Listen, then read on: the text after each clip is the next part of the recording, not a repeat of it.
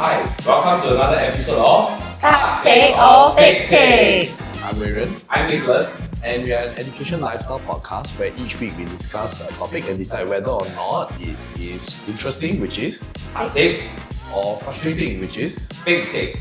Okay, today we are on this very rich agenda, which is what's next after getting your O-level results. I think by the time that this podcast is out for our listeners or the parents or for the students itself, you will probably be at the juncture where you just received your O-level results and just really wondering what to do next. Now, hopefully, you're in the predicament of your score being too fantastic and you have too many choices Too many options, to yeah. go for. Now, joining us today are two of our colleagues, all right, our guests for today, and they will bring with them the relevant experience that they've been through during the JAE cycle. All right, maybe you can start by introducing yourself first. Okay, hi everyone, I'm Megan. I am teaching at the Science Academy Sciences from Sec 1 all the way to JC Bio.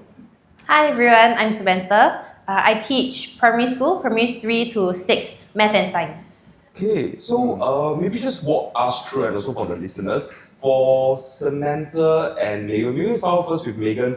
What's next for you after O-level? So, O-levels has been quite a while back, but I remember after O-levels, I got my results, and from the very beginning, I already knew that I wanted to go to the poly route. So after O-levels, I actually did the JAE exercise, and I got into the diploma that I wanted, which is biologics.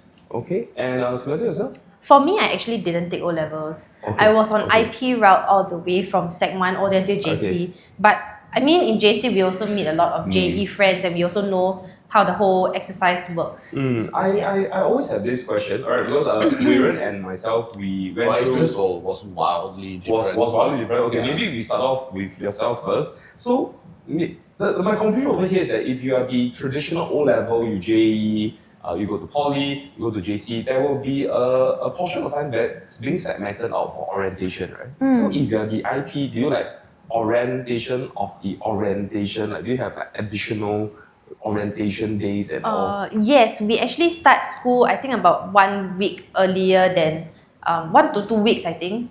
Okay. Can't remember already, very long ago. Yeah, but we do start school earlier than the orientation. So we have a pre-orientation kind of thing to just like ease into our But class. you're and all not that. studying yet.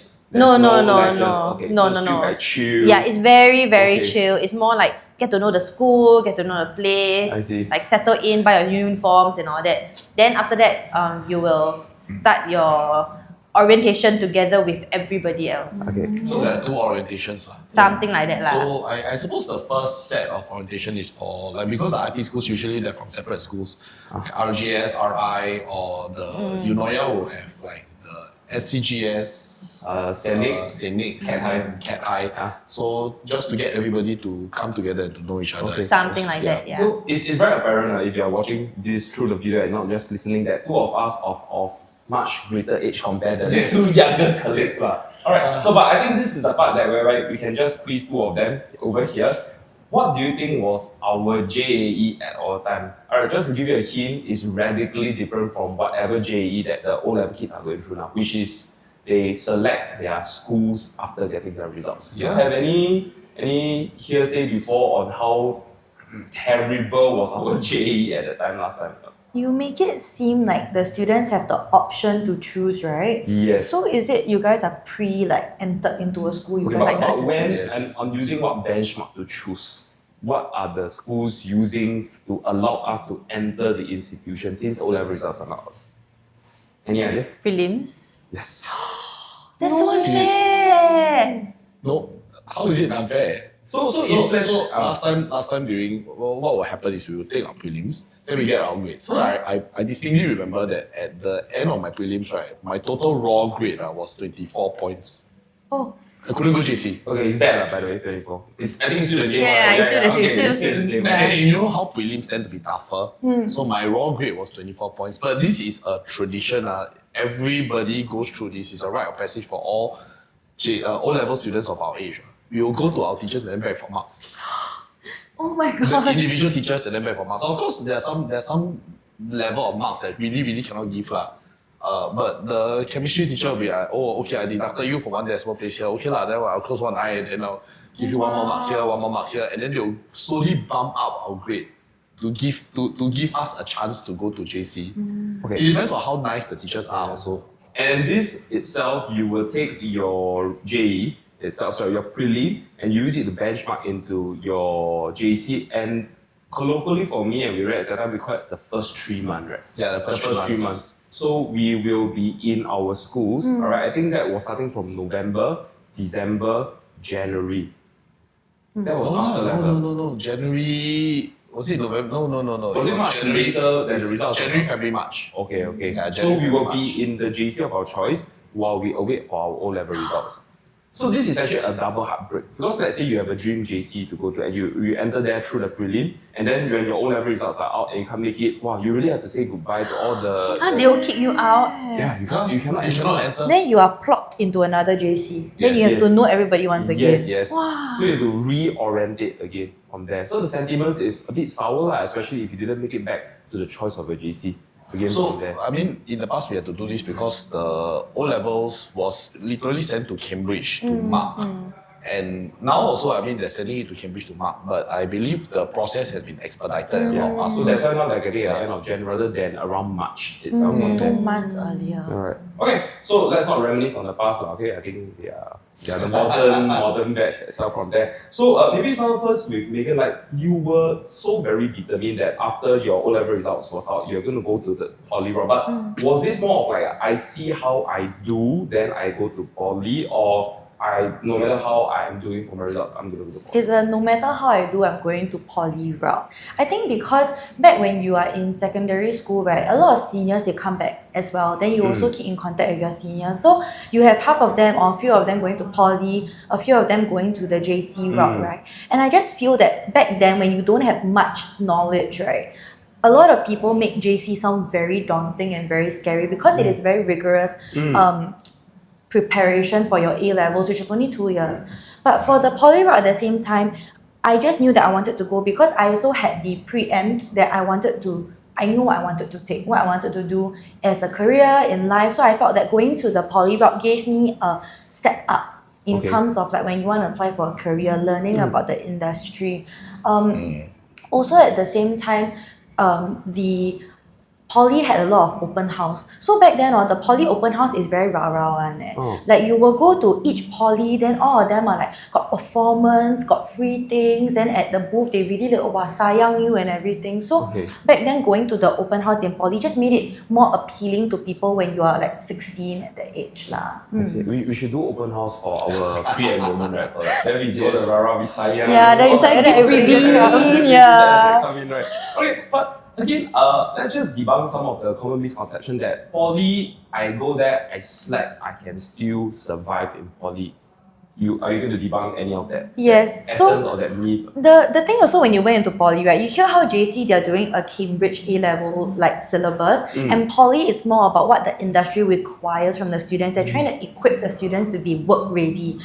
No lah, you cannot slack your way through lah because there is a minimum GPA you have to meet, attendance and things like that. If you don't meet it, they can actually kick you off the poly, from what I know. And at the same time, poly is very similar to university where you're on a GPA grading process. So GPA meaning that from the time you enter poly your first semester to your very last semester in year 3, every semester counts because your final GPA is a combination, the average of all 6 semesters you're taking in poly. I see. Are there actually cases of people do you know people who actually got kicked out of poly because they did so badly? I know that I had a classmate that was struggling to like keep up with the grades and keep up with the attendance, a bit of the bochap kind lah. But I think they take it very seriously before they decide to kick you off the poly. So I think they will try to like speak to the student, speak to the parents, maybe counsel the student, see how they can kind of wake up the idea of the student to understand what's at stake over here lah. So I mean, if you're doing poorly, how much hand holding can you expect from the lecturers and the people who run the tutorials? For me personally, I've never encountered this situation before because my class was very academically driven. So actually everybody was helping each other out, and then we had a class group chat. So the class is very small. Like my class was like maybe 20 people only for the whole 3 years. So in that chat, you will have people like asking how to do this, and everybody will help each other out. But if let's say you are really struggling, because it's not secondary school where you can come for tuition, you have like very specific math, science topics, right? So you can either approach your professor for a consult, and then secondly, during the tutorial, for me personally, the tutorials were conducted by the lecturers themselves. So it's not like uni where you have like PhD or master students conducting the tutorials. So you really make use of the tutorial time to ask any questions you have, because the lecture also is a huge lecture hall, right? So you have maybe 3-4 diplomas over there. So maybe a bit paiseh to ask questions. So probably you just But I think again on the whole idea of debunking myth, a lot of kids, at least that I'm giving tuition over the years, right, did mention that going to poly is more of I know what I want to do, I will go there, I will hone my skills, I have a path. But for those that is going to JC, alright, I mean I want to debunk this myth myself, but I'll get the JC tutor over here, the resident Samantha, to debunk for me. They say that go to JC, I can sell project work. Because go to poly, a lot of group work, I need to be together, doing group work. I'm more of like a flying solo kind of person. So if I go to JC, I can just do that. I can just under the radar, just study and don't do any projects at all. What do you have to say about that, Samantha?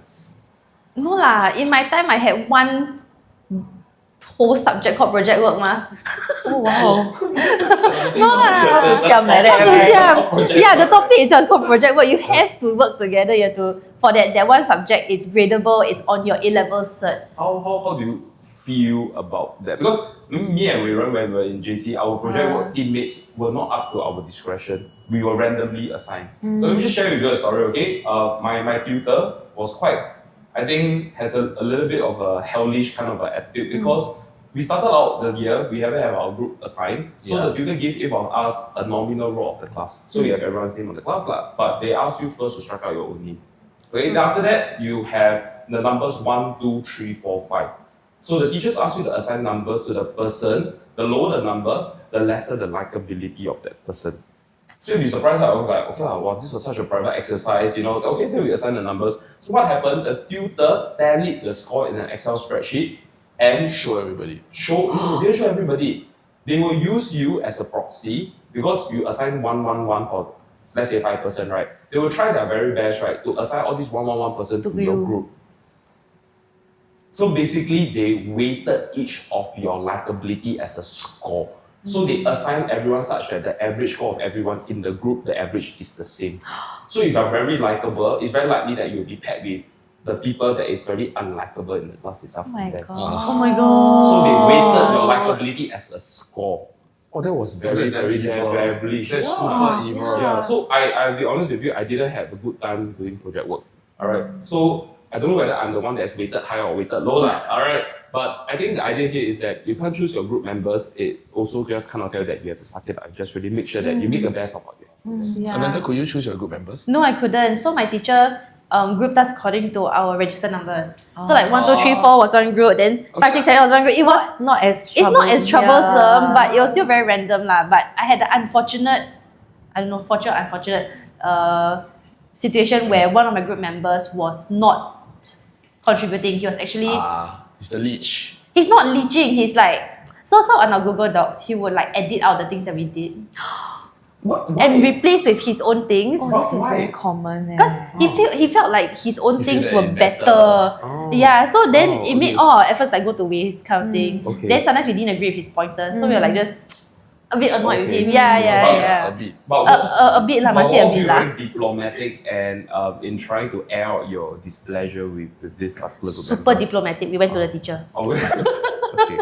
Very diplomatic. Okay. So project work again in the very recent pivot over here. Yes. Project work tabulation in A-level scores is Not included. Yeah. So it's not graded anymore. Yeah. So I think this is a big relief for a lot of the JC students. Yes. I recall during my JC class, I will always lie to my student and say that, hey, do you know you don't do well for GC1 and you retain, you need to re-PW again, you know? Oh, they were mortified. I would say, okay, I will study very hard. I don't do PW No, again. cannot already. Cannot already. I'm like, yeah, whatever, lah, PW, I don't really care about that. But I think Megan mentioned about the rigor itself in poly. It can be as rigorous as what the student wants. So is it more of like a student-centric thing? Because I'm pretty sure in JC, it's more of like a institution-centric. They provided that particular rigor that student has to adhere to. How do you feel about JC rigor when you went from secondary school to JC? I mean, I was in IP route lah, so I felt that I could adapt a little bit better because the syllabus was more or less like so-called aligned throughout the 6 years. But I also felt that in JC, a lot of things were a lot more rushed and more rigorous, definitely lah. So every topic had to was a very specific, like you cannot drag over the topic. You must like this is topic for this month, and then next topic next month. Like it's very very fast. Is there a lot of spoon feeding? Like you don't know, you come to me, I will feed you all the info, or more of like you are on your own. You have to go around and source your own information. 100%, a lot more spoon feeding. A lot more. A lot of spoon feeding. Like all Compared your to poly at least. I'm not sure about poly lah, but I think for us, our notes and all that, our notes, our exercises, our worksheets, all printed out for you ma. So if you really don't know anything, right, you just go to teacher lor. Teacher, I don't know how to do this question. Then they'll literally just teach you step by step how to do it. How was poly like? If there was an issue with your understanding? Well, firstly, can I say, wow, print for you, very good already. Wow, Print for us and bind in booklet. bind in booklet, we had to very queue nice. at the printing shop at the start of the semester, right? All the printing shop full. Everybody just queuing down there, you know, because you're trying to print your worksheet, want to bind your worksheet, want to file your worksheet. Wow, so nice. Maybe you should have gone JC just for that, right? So poly is you are on your own. You're really on your own. So because back then when I first entered poly, right, it's like you are not everybody has like an iPad. Like right now, all the students have an iPad. It's a very common thing to use that for learning. Back then, you will have your laptop, but then you can't really notate on your laptop, right? So you will still have the notes uploaded onto the student portal. Then for each module, you will go and see what you need to print. So you have to print, for example, because I was in a bio diploma, you have to print the lab protocol, you have to print your notes, the tutorials that you need to do. Then everybody just queue at the bookshop together, and then it's out of your own pocket some more. Because you pay the bookshop to print for you, and then you pay the bookshop to bind for you if you need. Yeah. I think we eventually have to cycle to the costing of JC and poly as a plan for that. But the notes that's off your pocket, you can't use EduSave to pay for it. No, it's your cash lor. Your cash.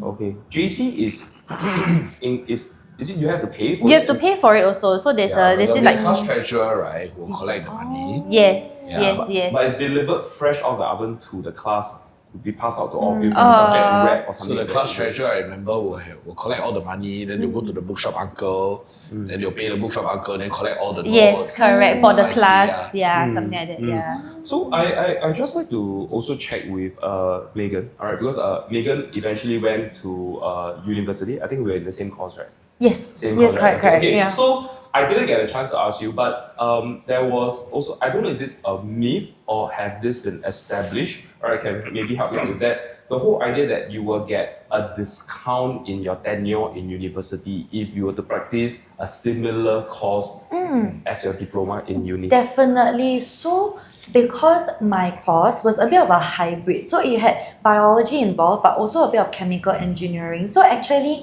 a lot of my classmates actually went to take on chemical engineering.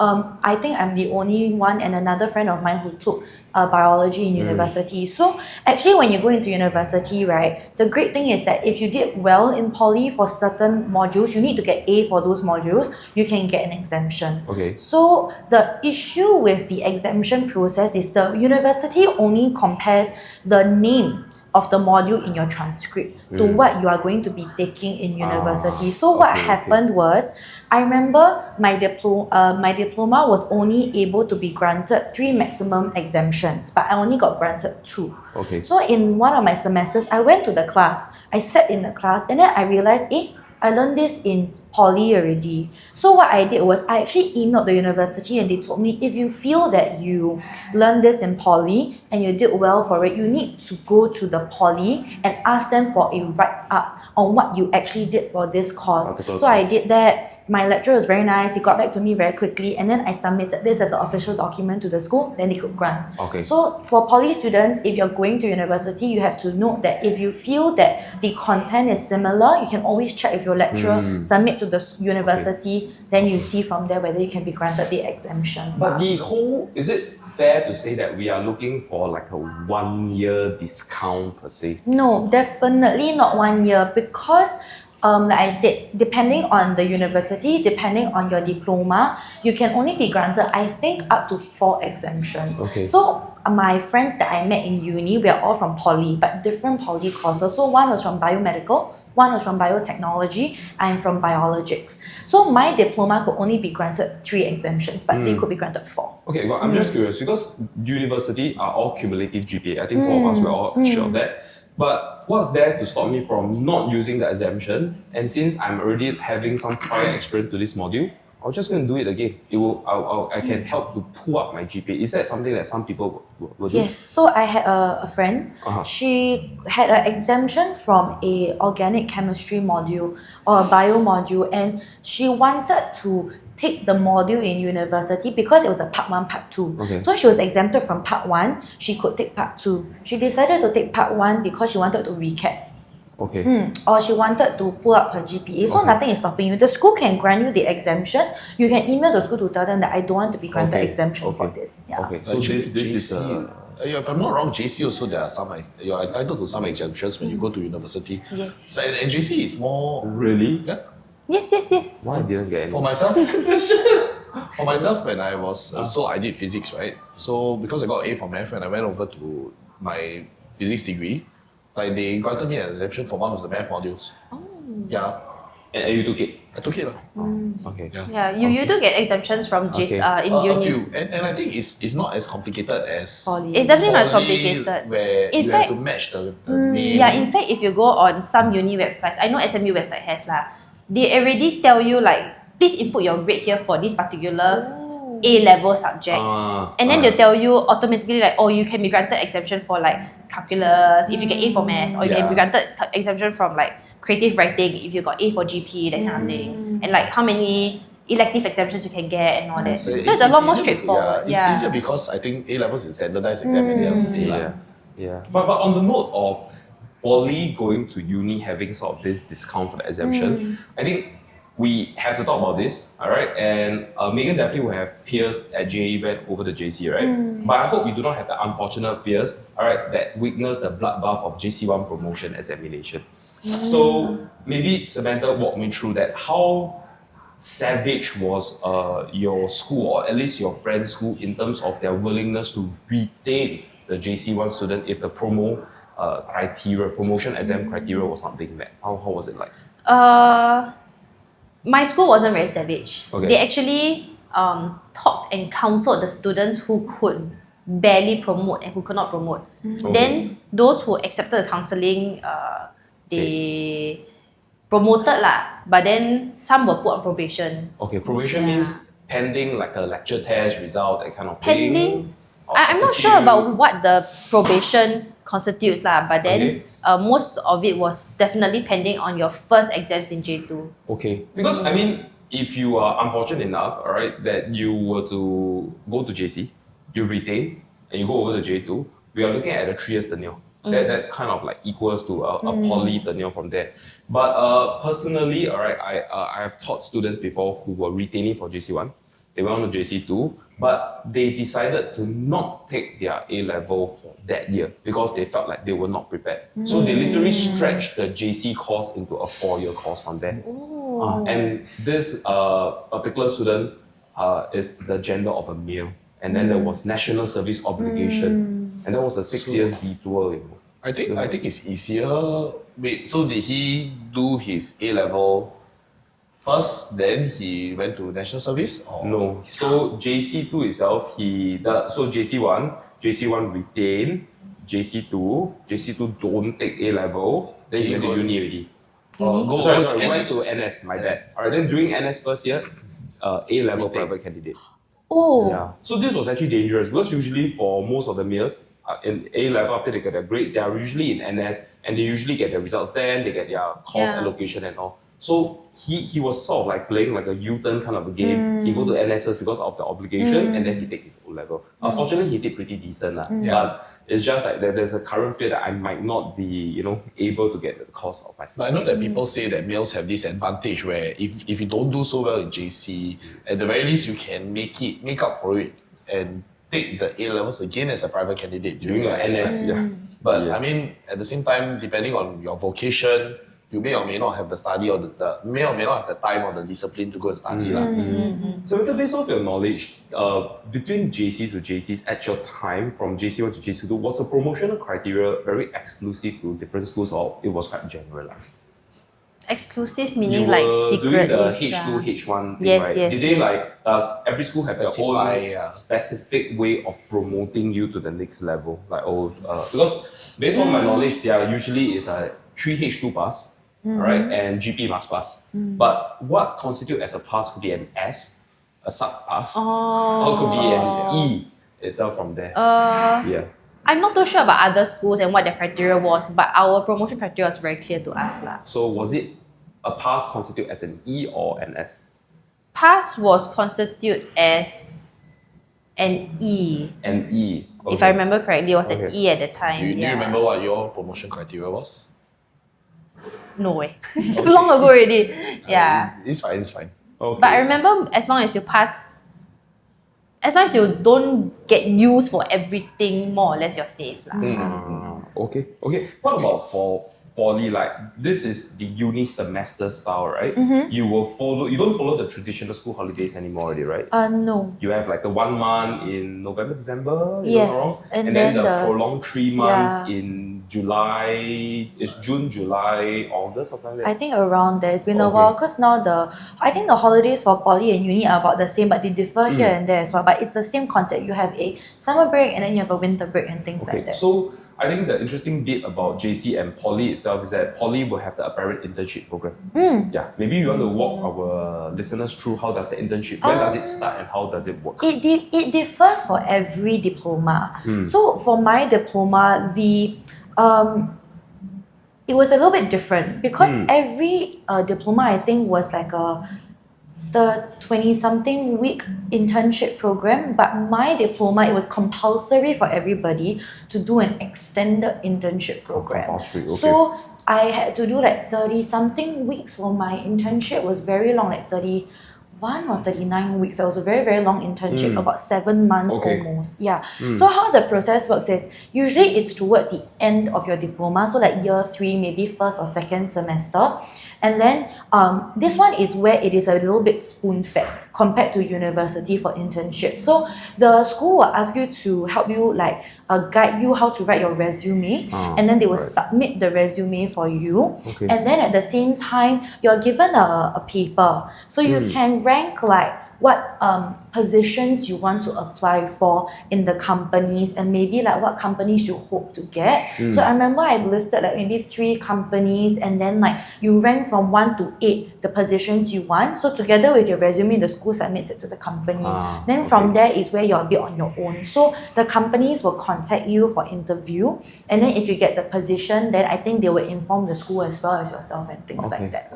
So I think that's an opportunity for you to you get paid, right, during the Yes, internship? you'll be paid, So that's yeah. an opportunity for you to make back all the costing. You waiting pay the for- printing yeah, and all correct, the yes. push-up from there. Correct. So I think Wei-Ren, what's your idea of university? JC and Poly costing. I mean, you expect Poly to be significantly more expensive. expensive lah. Yeah. More How expensive. much are we expecting to shell out? Maybe based off your time. I for... think it was like 3,100 for like a semester or a year. I can't remember. But the good thing about it is, compared a bit different from JC, you can use CPF, so your parents can use the CPF to pay for it. But after your 3 years, that's where you start getting the emails from CPF that you have to pay back to your parents. Yeah. The other thing is, I heard there's this post-secondary education account. So in this account, right, fortunately enough, poly students can use it to pay off the tuition fees, which I know is not applicable for JC students. They specifically say that MI and JC cannot use. I see. How much was Samantha for JC? How much were you paying? You don't even know, right? Oh, it was in like 3 digits, low 3 digits. No, but this is something that can be Googled lah. So over here it says in 2024 for Singapore citizens it's about $6 to $33 per month. Oh wow. for JC. For JC, for government schools it says Okay. For What about for schools that are not the private schools and everything? independent schools is 300 to independent. 600 per month. Okay. And this will be deducted off your edusave lah. But nothing out of the pocket for your parents at the moment? nothing out of the pocket, so mine was completely out of edusave. Okay. Yeah. Okay. Alright. So I think when it comes towards costing wise, it could be significantly. I don't think it will be a huge concern for people who's going to go to poly to really check out on their financials, because I think there will be a very robust sort of like a student admission team, giving out bursaries and scholarship. Have anyone been asked to leave because they can't pay their school fees? Not that I'm aware of. There's a lot of avenues that students can use to make sure that they're able to financial assistance, pay. yeah. Correct. Financial assistance or edusave or scholarships or things like that. So there were a few students maybe that not that well off, not as privileged as some, but they were still able to complete their I see. diploma, no problem at all, things Okay. like that. Alright. So just shifting our lens away from the academic rigor of both of the institution, maybe let's talk about the extracurriculum or co-curriculum activities. So I know that JC, you have to take a CCA, right? Have to. There is a myth. There's a There's myth. No. It's not a myth. You have to take a CCA, Okay. but it's a myth that all CCAs are rigorous. Oh, okay. So So you don't have to take a CCA. It's not Really? a requirement. Yeah, I think during our time to enter to uni, you need a CCA, right? you need a CCA because we had this thing called the PEARL system. Yeah. So this was brought down to secondary school, and then they took out the representation part, Okay. and then they changed it to LIPS. Okay. So the secondary school students will understand this as the LIPS system lah. Yeah, right. You been through this before. Do you, Megan, have Don't you heard remember. of I the LEAP don't system? remember at all. I don't have. So this will determine whether or not you have like 1 or 2 points, whether you can or not you can minus 1 point. Okay. The minus points, yes. Minus yes. points, yes. And for JC, I think this affected our rank point. We could add a certain amount, like I don't know how many rank points into our rank point when Okay. you enter uni Because of your CCA? because of the pearls, Okay. right? But I remember it was very very difficult to get certain like a very nice score for your pearls. Okay. But at any rate, I think at some point they scrapped the whole pearl system for JC. And I believe now, right, it's completely not compulsory Really? to join JC, a CCA in JC. It's not. Okay, can you comment on that? Was it like Compulsory for me, leh. Because I'm on a different. The school makes it compulsory. Yeah, the lah. school makes it compulsory. Okay. The Yes. school makes it compulsory. And this is something that I always tell my students, like for JC, right, don't bother joining a... Oh. Yeah, No, but I tell them like, okay, you want to join a CCA, fine. Go and join a relaxed one lah. Join a recreational CCA. yes. Because I understand that JC is super duper competitive. Like it's very, What was very your rigorous. CCA in school, in JC? What was my CCA in JC? So you have to join, right? Yes. You have to join. So I did Toastmasters. I was the MC for school events. Okay. But it was pretty slack because like There's not much school only events if lah. there's school events Yeah, then I yeah. will be the MC lah. Alright. Yeah. Megan, yourself in poly, what was the So for poly, right, it is not a requirement for you to have a CCA or extracurricular activity, because at the end of the day, right, your GPA is solely based on your academics. So it's not like you can add numbers to your GPA Okay. based off your CCA, but it is good because they have CCAs that build your portfolio.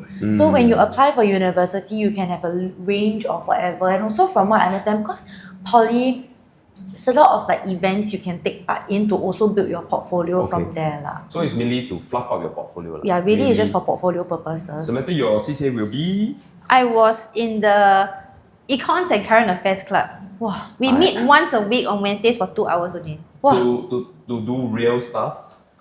To talk about current affairs, which generally will help in GP law. I see. No, but with regards to usually if you are in like competitive sport, there's NSG. Yes. Alright, then if you are division and, if you're like all the musical CCA, then you have to go SYF, for SYM. Mike, all this. So what was your SYF equivalent for your CCA? No. Was there like a highlight? They'll go for like some submit or something like that. No, but we organized our own like little inter-school competition based on current affairs.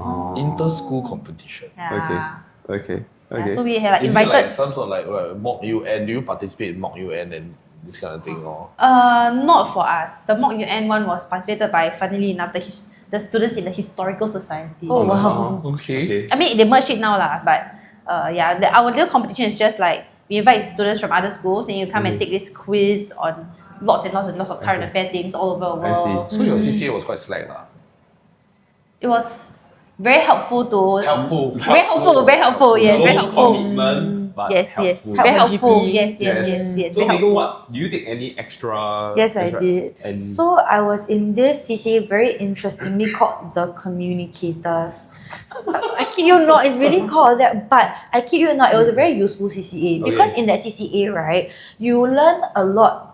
They have a lot of workshops, so things like writing, public speaking, all these things. And in addition to that, we were considered the marketing arm of the poly. So what we did was we conduct all those like outreach programs to the secondary schools, go and talk to them. Then if they come, we are like giving them the tour so and you are like the things like person that. at the booth sayang the kids. Yes, give I'm them- the one at the booth must sayang the Okay, kid and things like that. But if we do have open house, because the booth is more specific for like your CCA or like your diploma.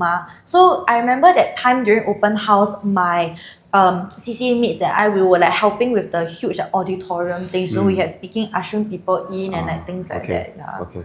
For yourself, what CCA were you in? Rugby. Rugby. I love it. You love it, Every lah. moment of it.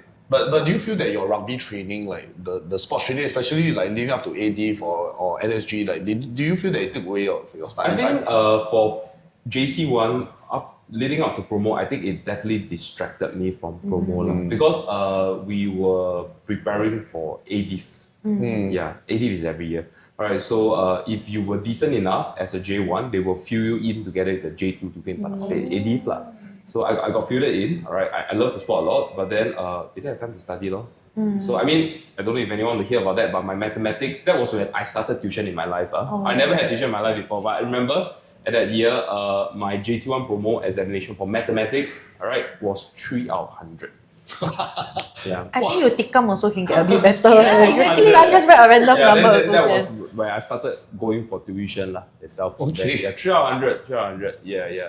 That's quite a lot. Yeah, but I think at the end of the day, leading up towards JC2, eventually ADIF ended around May, alright, because our school team didn't do well enough lah to go through. I think rugby, there are only those few schools like Yeah. RISA, AC, AC. yeah, Right. yeah, from there. So I think before we move on towards what's next after tertiary education, maybe we want to share a bit of spotlight on some of the alternate path. We do have a Millennium Institute, MI. That's a 3-year JC.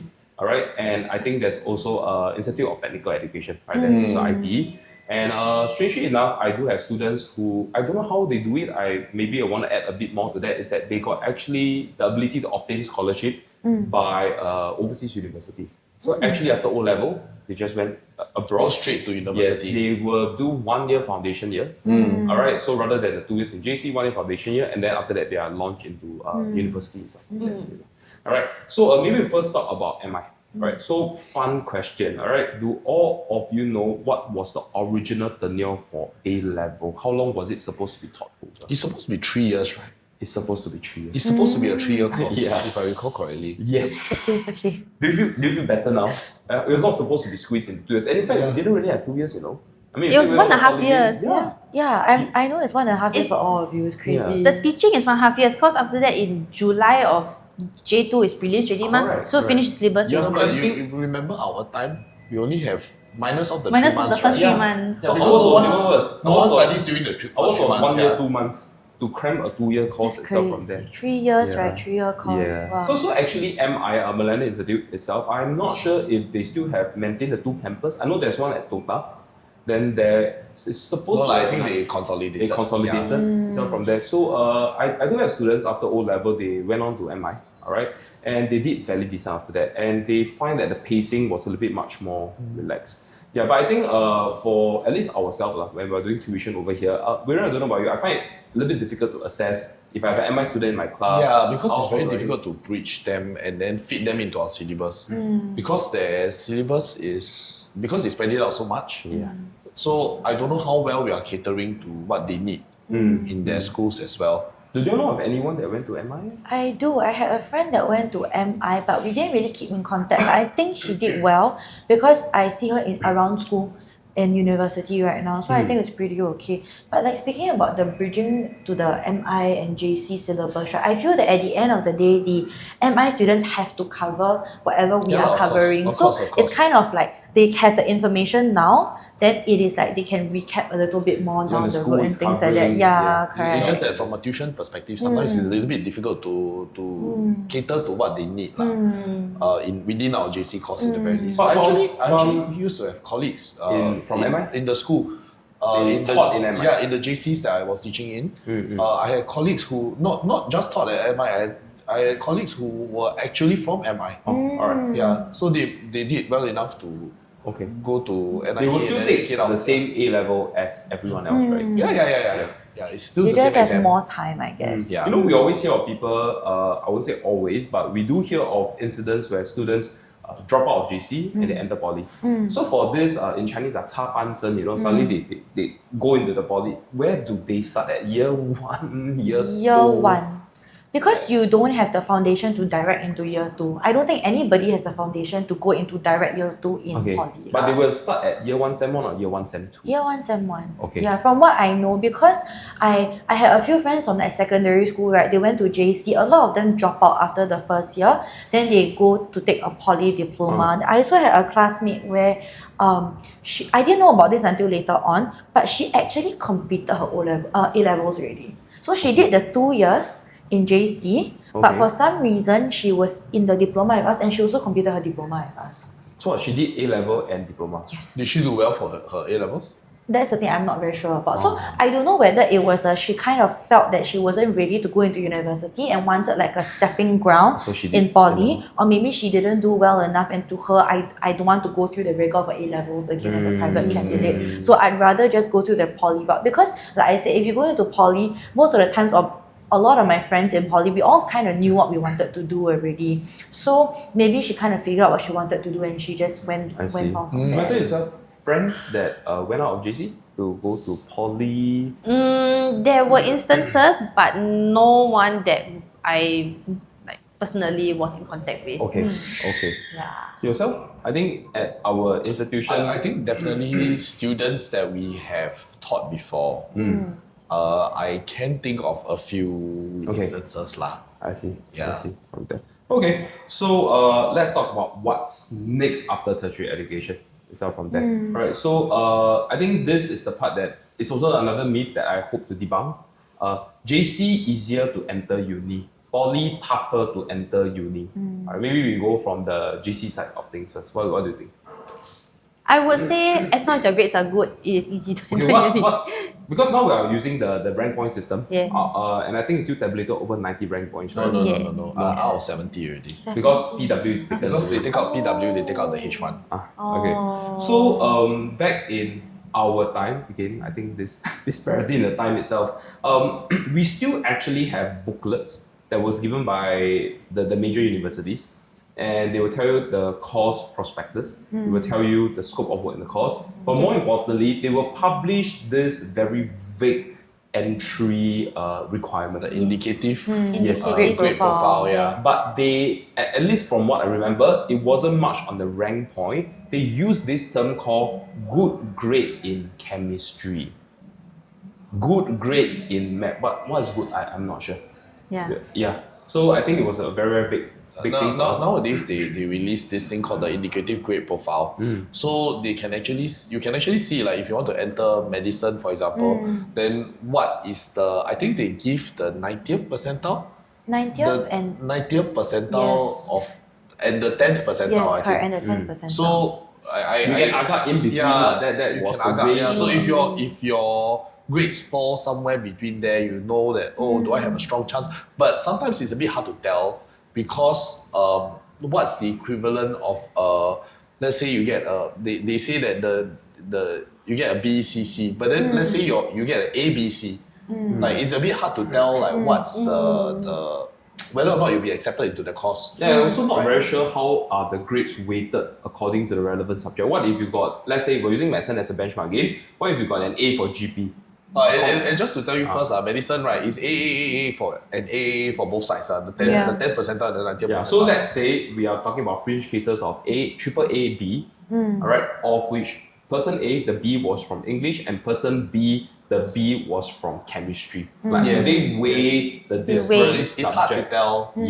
Yes. So for yourself is for GC students just I need to do well and I can enter the course at one go. Correct. But what if you do not have the requirement of that course? Like I'm just curious. So let's say you're a science student and let's say you don't take history. Let's just say for example. Alright, let's say you're doing a BCME, Biochem, Math, Econs. You don't take history, and let's say for some reason you want to practice history at the university level. Can you? I think for social science courses, it's a lot easier. Okay. Science go to arts. Science go to arts. Science go to social sciences or arts, that kind. It's humanities, it's a lot easier. But if let's say you want to go into the more technical degrees like engineering, medicine, even like mathematics kind of things, I think you would if still... you don't have certain prerequisites. So will you be gatekept out of all these courses immediately? I don't think you would be immediately gatekept out, but you won't be on the top select list. I think so, yeah. So even if you are raw 90 points? So can you imagine if let's say you want to apply for medicine, if you didn't even do like math or chemistry even, you apply for medicine, you cannot what? But raw 90 from arts? No. Yeah, I think simply cannot. I think You it don't have- doesn't, you simply don't have chemistry. I think because you don't have the foundation you need to understand the topics taught in this year. We will say the first filter will be the grade, the magnetic of the raw score, then after that the relevant subjects filtering for that. What about for poly? Is it hard to enter university? I mean, you are now in university. Yes. What was your experience like? It was a very funny experience for me personally. So, like you said, you mentioned the indicative grade profile. It's not as ambiguous as the JC one. So you have the 10th and 90th percentile, the GPA is given. Yes. So you don't have the grade or whatever. So you just need to make sure your GPA meets within the requirements. I know at the same time, before we apply for uni, you can actually, I don't know if it's from the poly side or the uni side, you can key in your diploma, right? And then from which poly you are from. And then you can see which degrees are better suited for your diploma. So you have a higher likelihood of getting into those. Because same thing, the logic of, if I want to go into medicine but I come from a business diploma, then it's a bit difficult to go in from there. And where is this search engine at? On the uni side or on the I really forgot, but I think can check the poly website or the uni website. Exists. It exists because that's what I did when I was applying. So there is cases where your diploma, right, may not match the degree you want to take, but as long as you logically have done a similar field, then you can for all go in. Because for me, biologics was only chemical engineering. You were only allowed to apply for that, even though I had the biology portion. So biological sciences was not under the profile at all. So I still applied and got in lah. But the funny experience was my GPA hit the between the percentile. It was actually quite high, near the 4 region, but I got rejected. From SBS? SBS. Oh wow. I got rejected. So the thing was, I always suspect this. My transcript I sent them was a bit blurry. So the GPA I graduated with was a 3.8 out of 4. And that to me felt always very comfortable for me to enter a university. So I feel the blur made it look like I got 3.3. But either way, right, I went through the appeal process lah. So I appealed and got in. You sent a PDF of the transcript? Yes. And it was blur? Yeah. So it was a bit blur. So I don't know whether when they were like reviewing, then they saw the number 3.3. I cannot lah. But is there sort of like a hard and fast rule? Like if your GPA is below this, don't bother trying. Okay, so we have a few universities in Singapore, right? So let's say you're talking about the bigger universities like NUS and NTU, for example. My personal opinion for poly graduates is that your GPA above 3.5 is comfortable, but it is still like quite dangerous. If it's let's say below 3.5, it may be a little bit harder lah, per So se. what about the whole notion of, okay, my GPA is not decent, I go out and work first, and during working, I try to apply for a work study kind of a scheme where the company sponsor me to, does that, do they open, in university, do they open a particular avenue for this work-study personnel to come back? I'm not very sure about that, but I know of friends that have graduated with a diploma, go and work maybe 1-2 years, then the company wants to sponsor that, or they themselves want to continue their studies. But I feel that your grade from poly still matters, like at the end of the day, to get in. Okay. Yeah. So even you're being vouched by a company, the university will still want to see your poly I would transcript. think so, right? Because if you're trying to enter and take somebody's place in the university, if someone is a 3-pointer out of 4 and you are a 2.5 out of 4, then it doesn't make sense even if the company is vouching for you. So here's the scary part. For yourself especially, I think you'll be more able to explain this. You are on the IP stream, you don't have an O-level cert. Let's just say, this doesn't happen, this is hypothetical. Let's just say your A-level results turns out to be horrendous. You can't make it to university. Then what's your backup? You back up to a PSLE. You don't have an O-level cert. What's your proxy then? You have to take other exams or take the SATs or...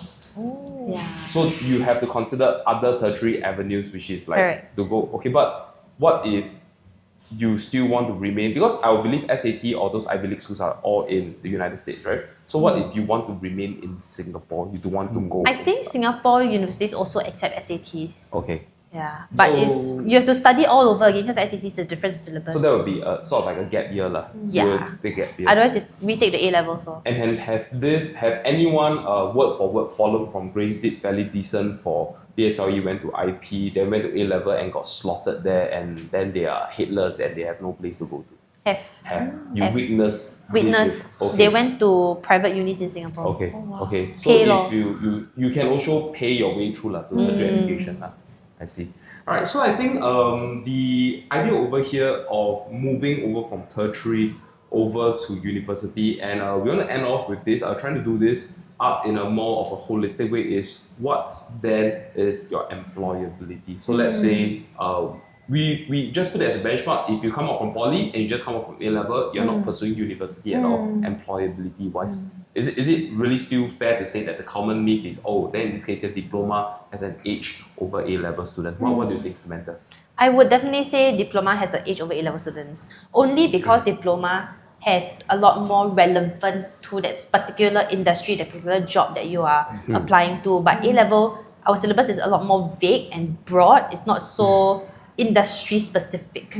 So definitely as an employer, you most likely want to hire a diploma student over an A level student. Okay, but is it very industrial centric? Like if, let's say, I'm just giving an example, if you're going to do a part-time job as a tutor, and you are holding a diploma and you are doing A level, but let's say you're going to teach secondary school kid, do you think that a diploma person will have a higher chance of employment compared to an A level person in this very education-centric industry? I think it really depends on the employer lah. But if you're really looking at just, I think the industry now is a little bit better. You're looking more at skills than just a certificate alone. So I think it's not so bad.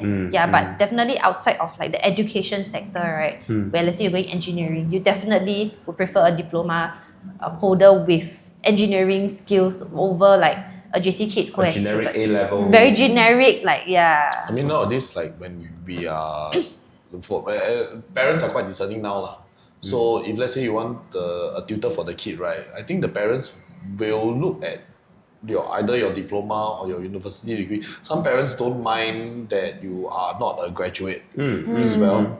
Some parents are fine, but they will ask for these credentials as well. But as far as employability is concerned, for me, we are the business owners. When people send us their resumes, I will definitely prefer a diploma holder over a A-level student. Okay. Right. I mean, to work like certain jobs within our company, definitely diploma over A-level student. I see. All right. I think content for today. This is also for another time, which is on subject combination for the A-level students. Okay. I don't think we have the bandwidth for us to discuss it. I think this calls for a whole totally separate podcast. All right, but I feel like as we all do for the end of all podcasts, I started out by saying that I hope the listeners, the parents, or at least the students that's listening are at the predicament of, oh God, I have 6 pointers wrong. I can -2 for Gaohua, I can -2 for Ablation. Oh no, I'm spoiled for choices. Rather than you are brawling out your eyes and thinking where I can go with my current score from there. All right, this is a rite of passage. I don't think we can avoid this. All right, after primary school is done, go to secondary school. But I think this is the part that, at least personally for myself, I do hope that the students are the one being mostly empowered in making the decision. Because I think it's very easy to play the blame game. 你叫我去 JC, 我都不要去 JC. And I never do well. I think that's a very important part here.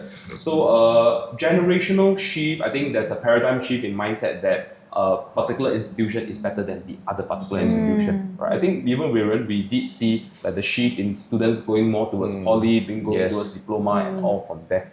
Alright, anyway, let's conclude for today.